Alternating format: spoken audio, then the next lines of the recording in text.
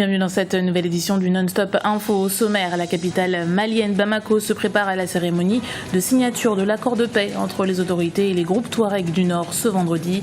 Mais sur place, la situation est encore tendue. Une marche de femmes pour la paix a été organisée mardi. Zoom sur la participation du Tchad en matière de lutte contre le terrorisme sur le continent.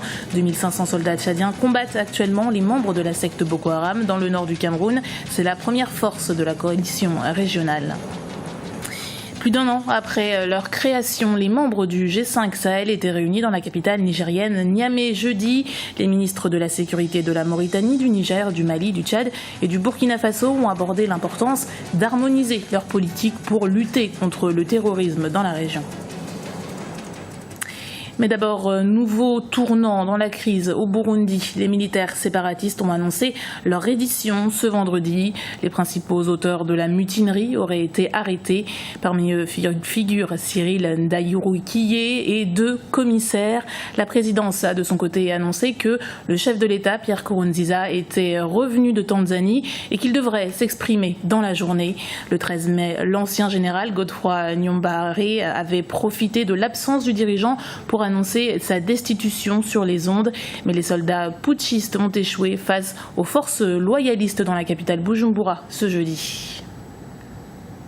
Journée décisive ce vendredi 15 mai au Mali. L'accord de paix doit être ratifié par les autorités et les groupes Touaregs du Nord. Mais l'issue de la cérémonie est incertaine. Les représentants du mouvement national de libération de l'Azawad ayant exprimé leur réticence. Sur place, la situation reste conflictuelle, à l'image de la marche de femmes organisée ce mardi à Bamako pour promouvoir la paix. Aminata Jack.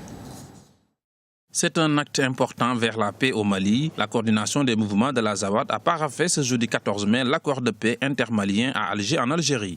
Un pré-accord a été paraphé le 1er mars 2015 par le gouvernement malien, la médiation et certains groupes armés, mais des mouvements, notamment le mouvement de l'Azawad, avaient refusé de le signer.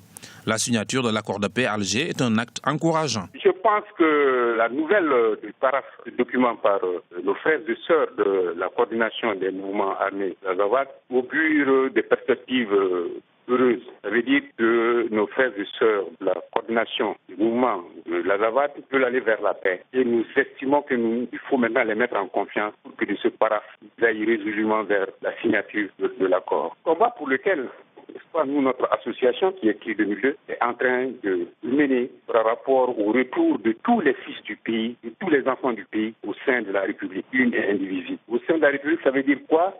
République res publica, ça veut dire qu'au sein de l'état de droit, un état de droit que nous devons reconstruire, que nous devons consolider, que nous devons fortifier après la signature de cet accord fortement attendu pour le 15 mai. Toutefois, un autre rendez-vous important attend l'ensemble des acteurs du conflit.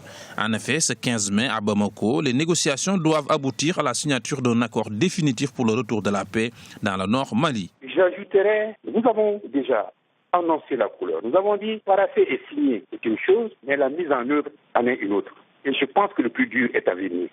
Et pour que nous puissions ensemble surmonter ces difficultés et avoir en tout cas un lendemain lumineux pour notre pays, pour notre sous-région qu'elle fait, et retourner également à la communauté internationale, la confiance que cette communauté internationale a placée en notre pays, il faut que tous les fils du pays signent cet accord.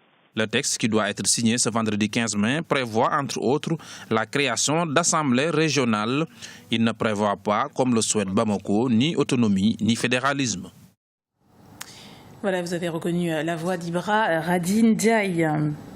Remaniement d'envergure en Algérie, 13 ministères sont concernés, notamment des portefeuilles clés comme l'intérieur, l'énergie ou encore les finances. L'annonce a été faite via décret présidentiel et aucune justification n'accompagnait le document.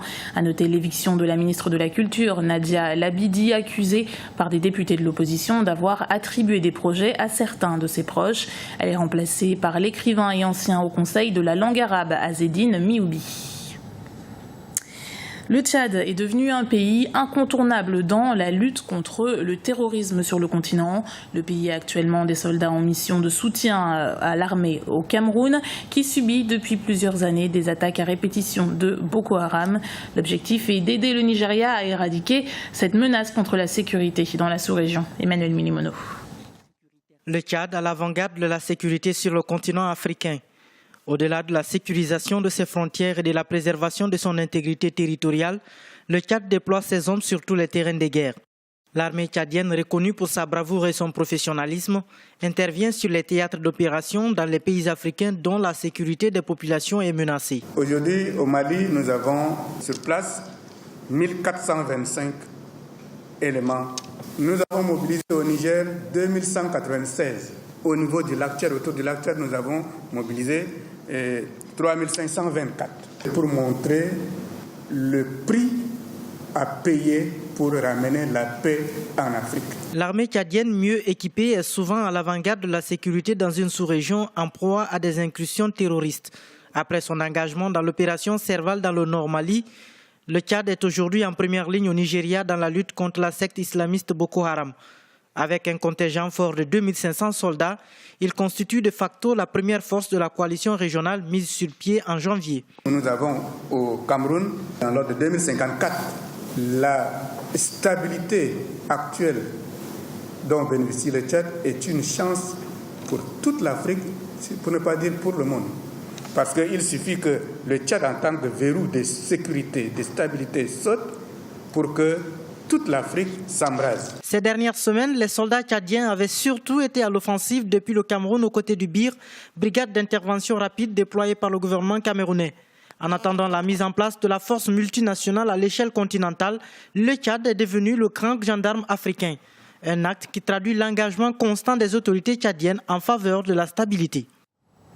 Direction Niamey au Niger, où les ministres de la sécurité mauritaniens, maliens, nigériens et tchadiens et burkinabés étaient réunis jeudi. Ensemble, le pays forme le G5, organe créé il y a près d'un an pour coordonner les politiques de développement de sécurité. Cette semaine, leur rencontre était destinée à doter cette coalition de meilleurs outils pour faire face aux différents fléaux de la sous-région. Aminata Jack. Résoudre la question du terrorisme dans le Sahel, tel est l'un des objectifs du groupe G5, composé de la Mauritanie, du Niger, du Mali, du Tchad et du Burkina Faso. L'organisation souhaite, un an après sa création, doter la plateforme d'un contenu opérationnel. C'est à Niamey, la capitale nigérienne, qu'a eu lieu la rencontre ce jeudi 14 mai. Depuis la débâcle en Libye, le nord de certains pays est devenu un no man's land où vivent les terroristes, où tous les trafics illicites ont pris place. C'est le cas notamment du crime organisé à travers le trafic de drogue, d'armes, d'êtres humains et même l'économie de l'enlèvement. Donc il faut que les États se mettent ensemble pour contrecarrer cela. La dégradation de la situation sécuritaire dans la région et la nécessité de trouver des solutions d'urgence avaient motivé l'instauration de ce cadre de coordination régionale. Nous l'avons créé d'abord parce que le Sahel a ses propres difficultés. Et face à ces difficultés, nos moyens sont limités. Donc il fallait qu'on unisse nos efforts, qu'on prenne conscience du fait que nous sommes les premiers à être concernés par ces difficultés et que les solutions passent par l'union de nos forces, l'union de nos moyens et une certaine vision, concertée certes, mais une certaine vision qui nous permette au final de surmonter, d'aplanir ces difficultés pour permettre une sécurité, une stabilité. Pour lutter contre le terrorisme, l'immigration clandestine et les trafics en tout genre, le G5 veut mettre l'accent avant tout sur l'échange de renseignements. Il est également question d'une harmonisation des politiques de sécurité et de patrouilles communes le long de ces frontières difficiles à contrôler.